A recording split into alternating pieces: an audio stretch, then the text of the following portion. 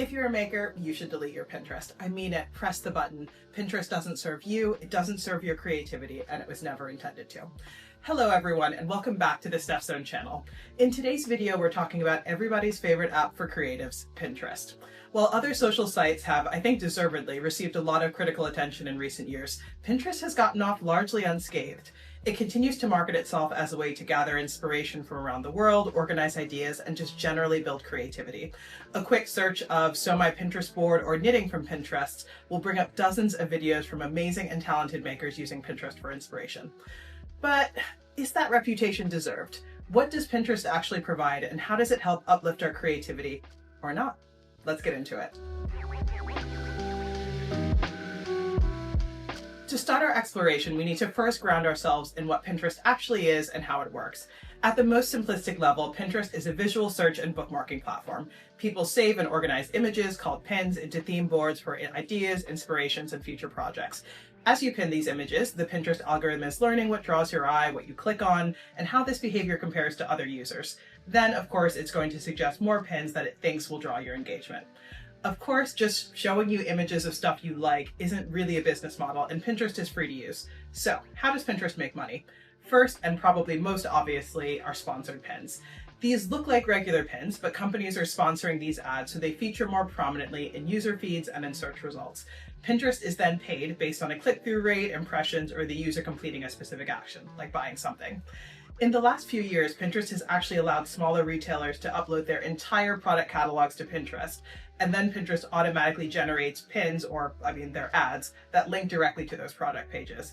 More recently, this has expanded into some users being able to purchase directly inside Pinterest, where Pinterest can also take a transaction fee and probably a revenue share. I would expect it's the same model as like a TikTok shop. So why does this matter? Free platforms almost always require advertising, and you see plenty of ads on meta platforms as well. What makes Pinterest so problematic to me is the amount of sponsored and shoppable content and how prominently it features in the end user experience. Don't believe me?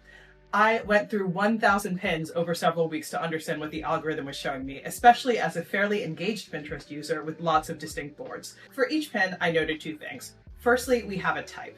Was the post sponsored, not sponsored but still shoppable, or just truly an organic image?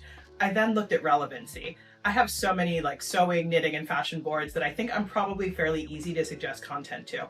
I tracked whether each pin was clearly relevant, directly related to boards I already have, tangentially relevant, so maybe related to homewares, interior designs, a craft that I don't do, kind of not directly sewing or knitting or types of styles that I pin, but still I think clearly inspired by those boards. And lastly, fully irrelevant. These are things like pins about tech or children's clothes or pets. Before I get to the results, I do want you to pause. Think through your hypotheses to the two main questions that my analysis was meant to answer.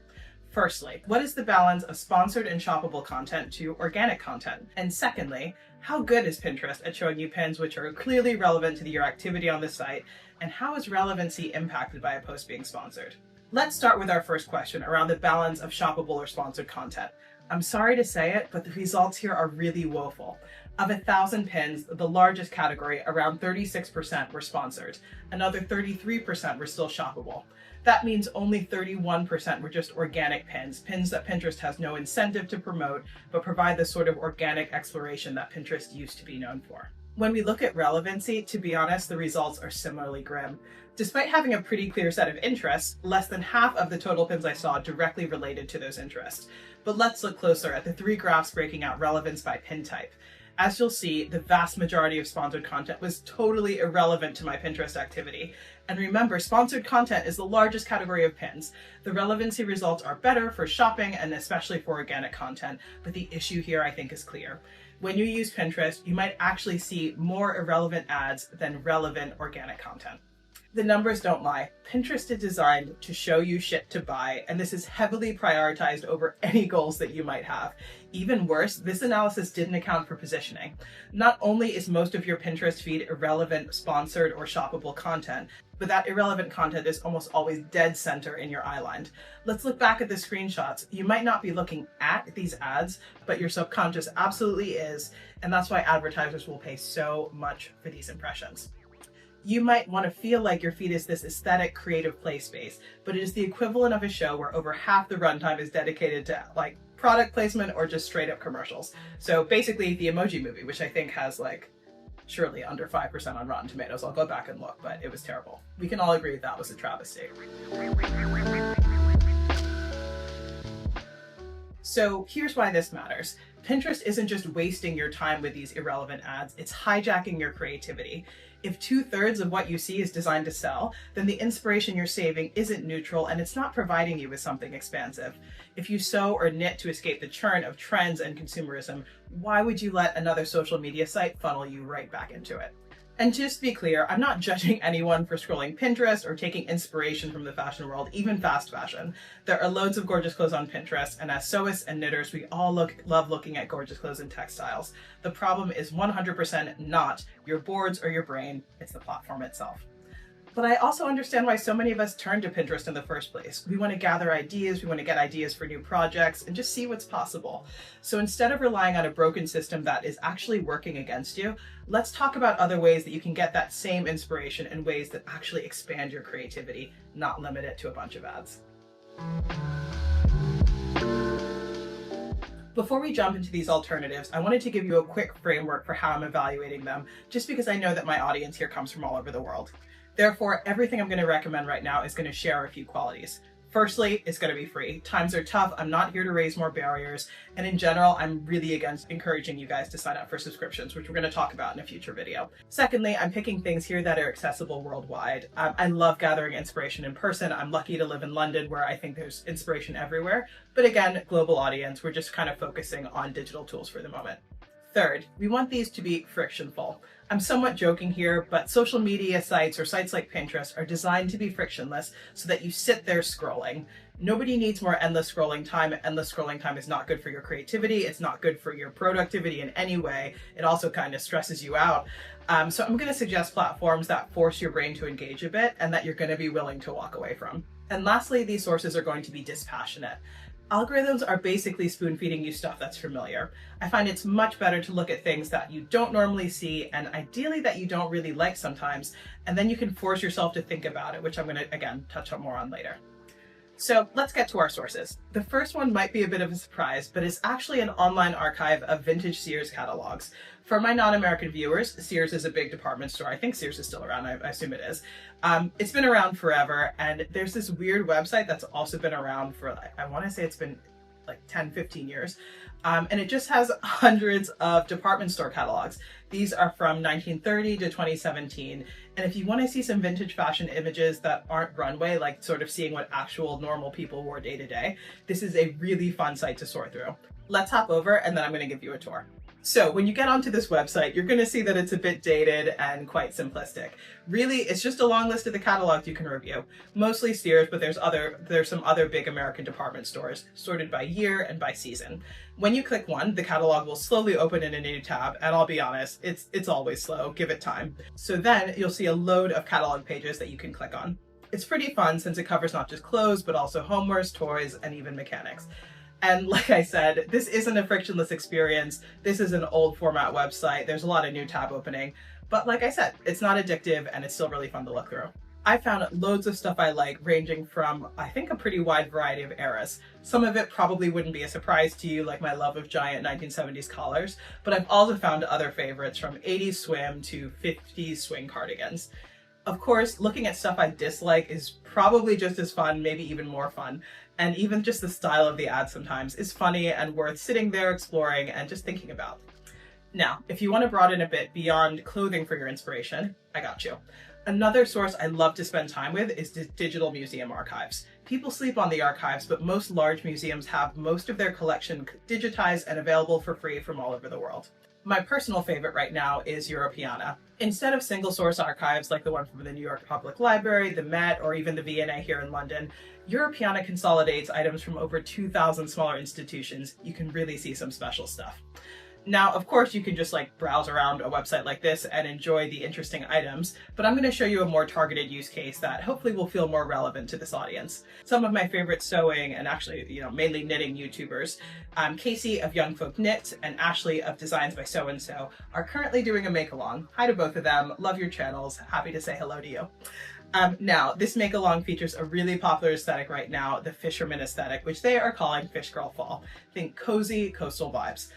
As I've said many times, I think aesthetics are a bit silly, but I'm also not entirely a killjoy, and I'm always going to celebrate makers having fun and connecting. However, if you go on Pinterest and search for this sort of inspiration, what you're going to get is a bunch of skinny white women in navy and cream.